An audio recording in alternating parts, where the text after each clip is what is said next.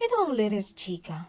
Nahihirapan ka ba sa relasyon nyo ni Belle? Kasi nakakulong kayo sa love team. Yan ang naging tanong kay Donnie na talagang nagpaseryoso sa talaga sa kanya. Sabi niya, hindi. Dapat yung partner mo, unang source mo ng healing at peace, hindi ng stress. Kasi sa totoo lang, mahirap na ang mundo, tapos sa relasyon mo pa manggagaling ang bigat.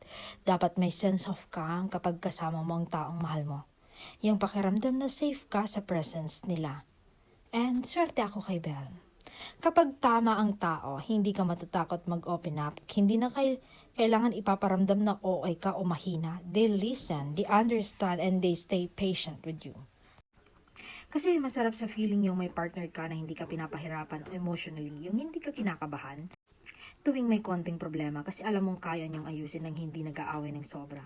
Healthy relationship means may space to grow together, hindi yung bawat pagkakamali mo ay pinupukpok sa'yo. Instead, tulungan ka nilang maging better version ng sarili mo.